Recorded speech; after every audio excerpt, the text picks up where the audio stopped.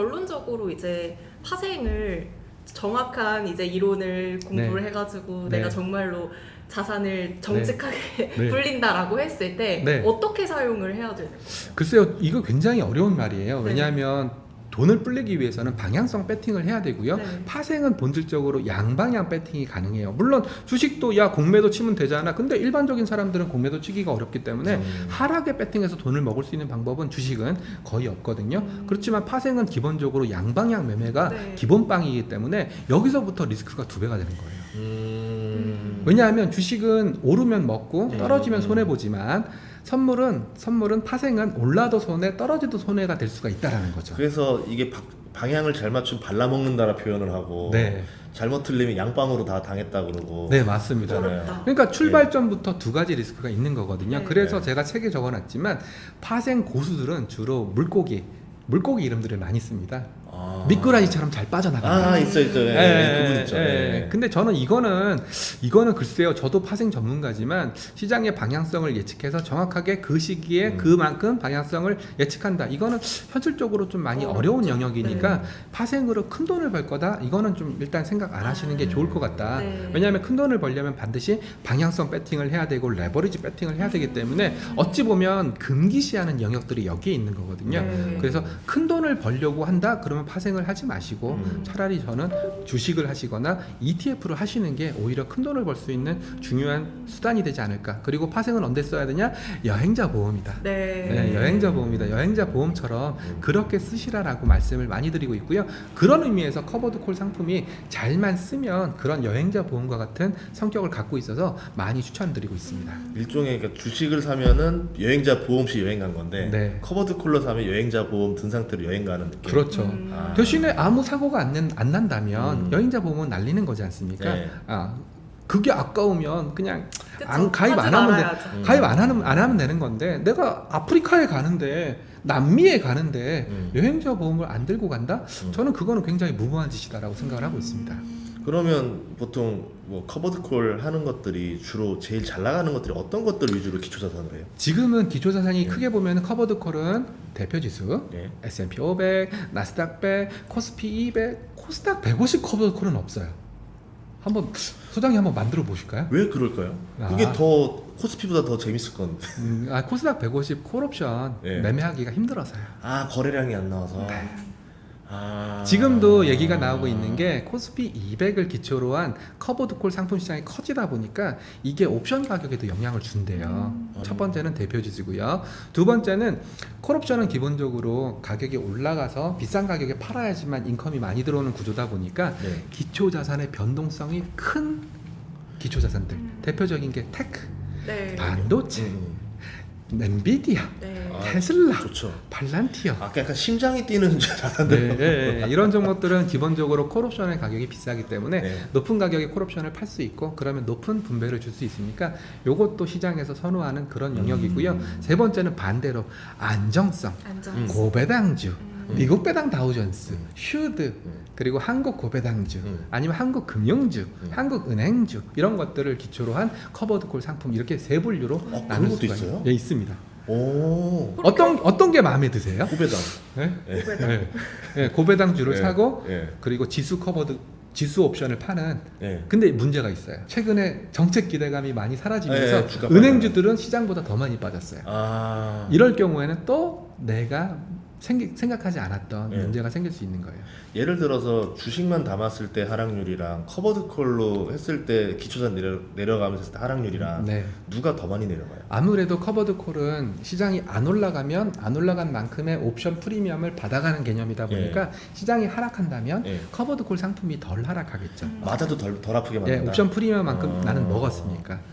그치. 지금 같은 시장에는 커버드 콜이 좀 유리한 거죠. 지금 같은 시장에서는요 아무것도 안 갖고 있는 게 유리합니다. 예, 커버드 콜이 유리한 국면은 없습니다.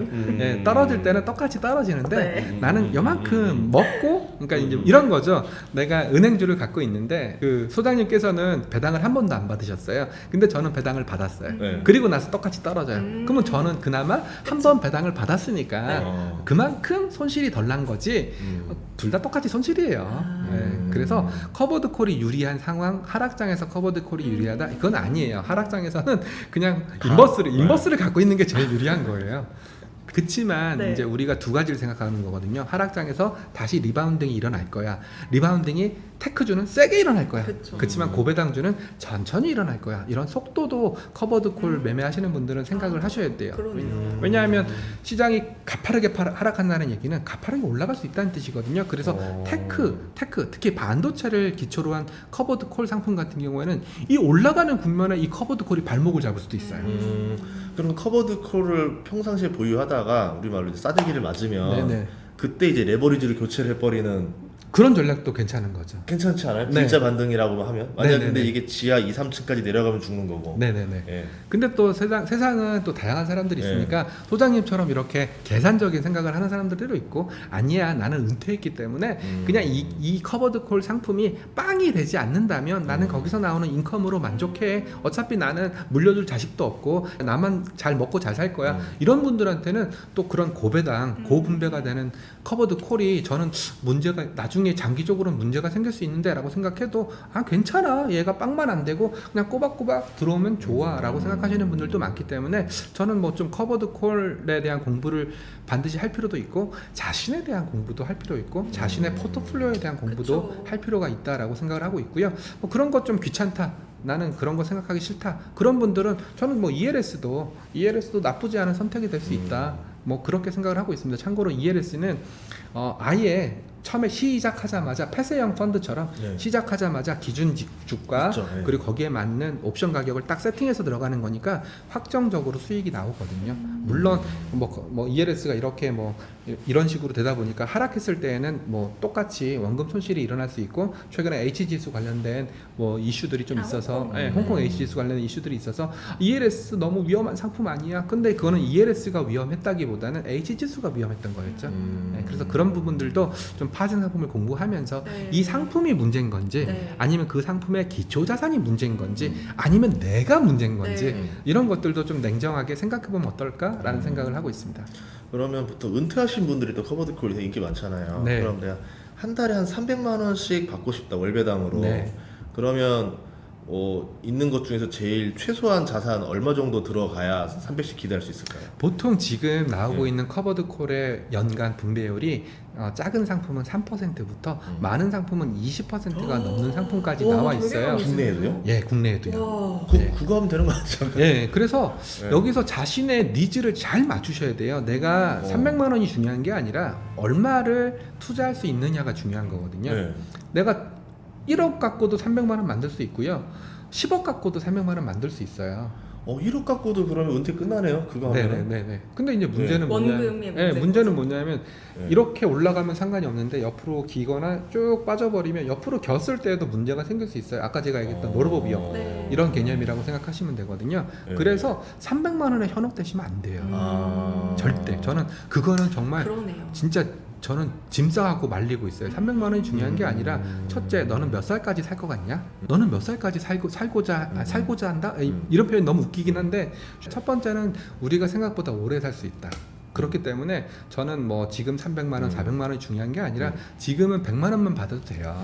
지금은 100만 원만 받아도 되고 10년 뒤, 20년 뒤, 30년 뒤에 그때 200만 원, 300만 원을 올리는 그런 전략을 쓰는 게 좋아요. 근데 보통 ETF나 이런 데 보면은 수익률로 사람들을 이렇게 많이 자극을 하니까 네네네네. 그 또 배당 수익률에 사람들이 혹하잖아요. 네, 네. 그러면 대략적으로 뭐 종목이나 기초자산 말하지 말고 네. 몇 퍼센트 정도가 그냥 적당하니까 너무 그 이상으로는 좀 기대하지 마라. 예. 제가 뭐 최근에 직장을 옮겼어요. 예. 전 직장은 삼성자산운용이었고요. 최근에 미래에셋 자산운용으로 옮겼는데 미래에셋 자산으로 옮기고 나서 좋았던 점이 뭐냐면 말씀하신 그런 얼마의 분배가 예. 투자자들한테 가장 도움이 되냐 15% 분배가 도움이 되냐 16% 분배가 도움이 되냐 이런 거에 대한 논의를 좀 많이 했었어요. 저희가 내린 결론은 7%예요. 7% 네, 정도. 7%라는 게 7%가 어떻게 나왔지? 굉장히 다양한 그 수식들이 있고요. 그리고 또 우리가 연금을 인출할 때 4% 룰이라고 얘기를 하고 있고요. 그리고 우리가 평균적으로 은퇴해서 연금을 받으면 얼마를 받냐면 200만 원 정도를 받아요. 그래서 결국 우리가 생활비가 얼마가 있냐 그리고 노후 자산이 얼마냐라고 가정했을 때 아마 필요한 돈이 300에서 400 그리고 300에서 400을 한 10억이나 5억이나 10억 갖고 만들어줄 수 있는 적당한 수익률은 7%라는 결론을 내렸거든요. 그래서 저는 이제는 뭐 어디 가서도 한국에서는 너무 높은 분배, 두 자릿수 분배가 좋겠지만은 한 7% 분배 정도면은 어떻게 본다면 좀 연속적으로 좀 지속적으로 지속성을 가지면서 뭐 커버드 콜 상품이 됐던 뭐 그게 ELS가 됐던 그 정도의 7% 법칙을 좀 강조를 하고 있습니다. 왜냐면 배당주도 그렇거든요. 네. 국내 배당주 보면 배당 수익률이 뭐 15%다 뭐다 그러면 다 이유가 있어. 이제 다 그렇잖아요. 아니면 배당 몰빵이라는 거죠. 네, 뭐 이상한 거거든요. 근데 말씀해서 지속 가능한 주가와 기업을 기대하면서 적정한 기업의 가치를 받으면서 배당 수익률을 하려면 우리나라 보니까 6% 정도 좀 네, 언저리 네, 되는 네, 것들이 네. 그나마 정상적이더라고요. 예, 맞아요. 그래서 네. 이제 보통 코스피 200을 기초자산으로 하는 커버드 콜이라면 코스피 200에서 배당이 한 2% 정도 나오거든요. 네. 그러면 커버드 콜은 한 5% 정도? 그 정도만 거들어주면 되니까 이 정도면은 저라면은 여행자 보험 정도다. 이 정도면 여행자 보험인데 나중에 우리가 미국 가서 병이 들었다든지 그때 네. 목돈이 들지 않습니까? 그것도 커버해 줄 수 있는 수준은 7%다라고 얘기를 해서 저는 7%의 법칙, 7%의 분배 요것들을 좀 강조를 하고 있습니다. 그러면 대략 한 5억 정도 봐야 되겠네요. 맞습니다. 그러니까 연금이 없다라고 치면 예. 5억에 3,500. 그리고 또 우리가 국민연금 정상적으로 직장생활을 네. 했다면 국민연금이 한 100에서 200 정도를 네. 커버해 주니까 실제로는 5억이 아닐 수도 있습니다. 아 그럼 그거보다 좀 더 나아. 그러니까 우리가 너무 노후 자산에 대한 공포를 많이 느끼고 있는 것도 그렇죠. 있네요. 그렇지만 저는 네. 강조하는 부분은 장수의 저주. 우리가 한 20년만 산다라고 가정한다면 뭐 그 정도로 충분하겠다라고 생각할 수 있겠지만 솔직히 그보다 더 살 수 있고요. 110살, 120살, 130살까지 살 수도 있겠네. 커버데콜을 연금의 관점에서 얘기를 한 거잖아요. 노후의 관점이죠. 노후의 관점에서 예. 이 커버데콜도 그냥 쭉 장기로 보유하면 되는 거예요. 근데 결국은 커버드 콜도 기초자산이 무언지가 가장 중요한 거겠죠. 그래서 아까 제가 기초자산을 대표지수로 할 거냐, 고배당주로 할 거냐, 아니면 테크주로 할 거냐, 아니면은 채권으로 할 거냐, 이런 다양한 선택지가 나오는 거니까 이 부분에 대해서 제가 일일이 설명드리기는 뭐 시간 관계상 좀 네. 어려울 것 같고요. 그러면은 네. 지금 미래에셋 자산 운용에서는 네. 커버데콜 어떤 게 가장 인기가 많아요? 지금 저희가 만들었던 인기 커버드 콜은 네. 미국 배당 다우존스라고 해서 음. 휴드, 미국의 배당 성장주를 기초로 한 그런 성격의 커버드 콜 상품들을 많이 세일즈를 했었어요. 근데 사람들이 배당 성장주는요, 네. 배당 수익률은 약간 낮아. 예. 그러다 보니까 사람들이 지금 야 팔란티어 커버드 콜, 뭐 테슬라 커버드 콜. 팔란티어 커버드콜 좋았죠. 네. 짭짤하죠. 네, 저는 그런 네. 분들한테는 왜 커버드 콜을 사지? 그냥 팔란티어 사면 되지? 이제 커버드콜이 안전하다해서 들어온 다음에 거기서 또 도파민을 다시 원해. 네. 그래서 뭐 저는 그런 분들이 어떤 니즈로 뭐 투자를 했는지는 잘 모르겠지만 그렇다면 그냥 저라면은 차라리 그냥 팔란티어를 사고 테슬라를 사고 그리고 나서 이제 커버드콜 ETF를 따로 사고 뭐 그런 식으로 했을 텐데 그래서 이제 뭐 그런 답답함 그리고 궁금증들이 이 책에 녹아져 있으니까 네. 그리고 또 저는 이런 얘기도 많이 해요. 실제로 우리가 모르는 사이에 파생을 이용해서 운영하는 펀드들도 많이 있거든요.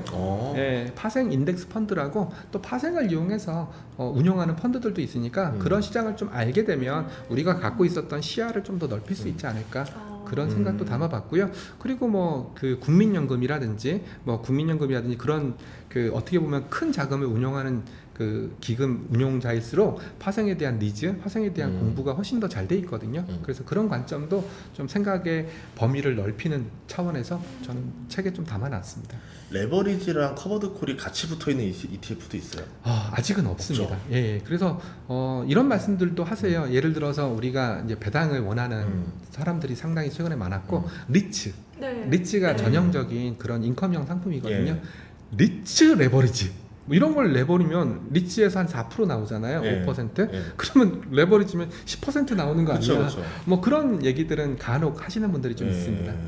왜냐하면 약간 이런 거 있잖아요. 그러니까 사람들의 안정성을 위하면서도 커버드콜을 해서 네네네. 1.5배짜리 네네. 코스피 1.5배 레버리지 커버드콜. 네네네. 이런 거 저는 뭐 괜찮지 충분히 않아요? 가능한 내용인데 예. 아까도 뭐 서두에서 말씀드렸지만 우리의 엄마와 같은 금융위원회와 두 개는 안 된다요? 네, 금융감독원이 설득을 하실 수 있어요. 그래서 이제 항상 우리는 수익의 관점에서 금융을 바라보게 되면 여러 가지 리스크나 문제점들이 있을 수 있고 맞아요. 또 금융위원회나 금융감독원은 또 수익의 관점이라기보다는 투자자 보호 관점에서 바라보기 때문에 그 괴리가 저는 어느 정도는 좀 사회적인 합의 이런 게 이루어져야 되지 않을까. 저는 완벽한 또 수익 관점도 아니고 네. 또 그렇다고 해서 또 너무 완벽하게 막는 다양성을 막는 그런 관점도 아니니까 중간에서 어느 정도 절충한다면 좀 재밌는 상품이 한국에도 나올 거고 그러면 3배짜리를 찾아서 미국으로 네. 떠나지 않고 5배짜리를 찾아서 영국으로 떠나지 않는 저도 그런 거예요. 그러니까 외화 나가서 잃지 말고 네. 국내에서 잃자. 네, 네. 달러는 잃지 돈을 잃을지언정 달러는 잃지 말자. 아 좋은 말입니다. 예.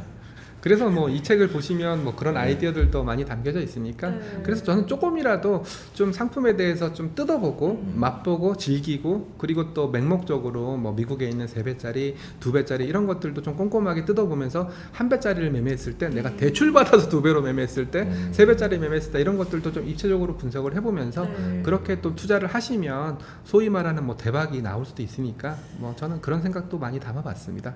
그러면 이 파생 상품에 직접 투자를 하지 않고 이걸 좀 활용을 해본다고 한다면 네. 선물 포지션 외국인들 오 맞습니다, 이런 맞습니다. 것들로 내가 주식 종목에 대한 주가를 좀 예측할 수 있는 맞습니다, 방법이 맞습니다, 있을까요? 맞습니다. 제가 어제 같은 경우 그런 거 있잖아요. 현물은 때리는데 네. 선물을 또 매수하더라고요. 네네네. 그런 것들이 네. 전형적인 차익 거래거든요. 네. 그래서 저도 좀 기회가 된다면 지금 음. 제가 몸담고 있는 게 ETF고 ETF 하우스다 보니까 그런 걸 못해요. 그래서 뭐 기회가 된다면 저는 그런 쪽 애널리스트 때는 그런 걸 많이 했었어요. 네, 네. 특히 뭐 만기일이라든지 만기 효과라든지 그리고 내 갖고 있는 삼성전자 주가에 어떤 영향을 미칠지도 많이 얘기를 했었는데 요즘 사람들은 그런 걸 듣기 싫어해요. 재미없어. 그래서 또 불러주시면 뭐 제가 네. 그 전인구 경제연구소는 아니지만 다른 채널에서는 뭐 파생과 관련된 얘기를 좀 많이 하는 채널도 좀 있어요. 네. 그래서 뭐 제 이름으로 검색하셔서 찾아보시면 뭐 그런 얘기들도 많이 하고 지금 베이시스가 어떻고 미결제 약정이 얼마니까 지금 상황에서는 시장이 어떤 방향성을 원하는 것 같다. 특히 파생은 누가 많이 한다 그랬죠? 외국인. 기관. 아, 예, 기관이 많이 하니까 기관은 포트폴리오 차원에서도 할 수도 있겠지만 또 워낙 가진 돈이 많으니까 또 배팅 차원에서 파생을 활용하는 경우도 있거든요. 어떤 경우냐면은 삼성전자 같은 경우가 한국에서 차지하는 비중이 굉장히 크잖아요. 반도체 경기가 좋을 때, 대규모 수주가 일어날 때, 갤럭시가 잘 팔릴 때 이럴 때는 삼성전자를 살 수도 있겠지만 네. 파생을 사는 경우도 있거든요. 음. 네. 반대로 거꾸로도 있을 수 있어요. 삼성전자 안 좋을 때. 네. 뭐 TSMC한테 파운드리 수주 다 뺏길 때 이럴 때는 삼성전자를 팔 수도 있겠지만은 파생을 팔 수도 있거든요. 그래서 저는 그런 것도 같이 공부해 보면서 이런 플레이가 의미하는 게 뭘까 그리고 우리 시장에 어떤 영향을 미칠까 네. 뭐 그런 걸 고민해 보는 것도 나쁘지 않다라고 생각합니다. 너무 유익한 것 같아요. 항상 네. 이제 그래서 수익률 뭐가 네, 좋아요? 네, 이것만 네, 생각을 네. 하다가 네.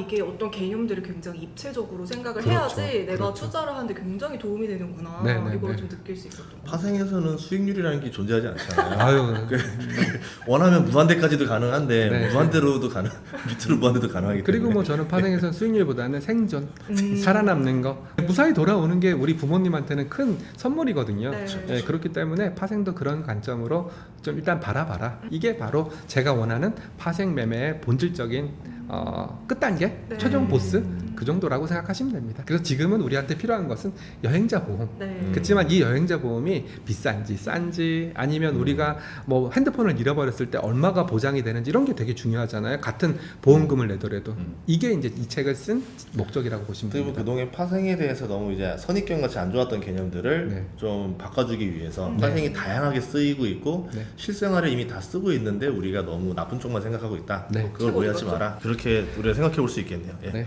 네, 여러분들 파생 상품으로 완성하는 고수의 투자법. 저는- 그러니까 이걸 가지고 여러분이 잘 활용해서 해보라는 거 의미였던 거지. 네. 이걸 무리하게 해라 이런 뜻은 맞아요. 아니었다라고 볼 수 있습니다. 네, 네, 네, 그래서 나름대로 저도 많이 좀 이득을 봤었기 때문에 네. 이게 해지 관련해서 여러분 좀 공부를 할 필요는 있다라고 네. 저는 생각을 합니다. 네. 예. 오늘 정말 출연해주셔서 감사하고요. 네. 여러분들도 많이 공부 도움 되셨길 바라겠습니다. 네. 고맙습니다. 예, 감사합니다.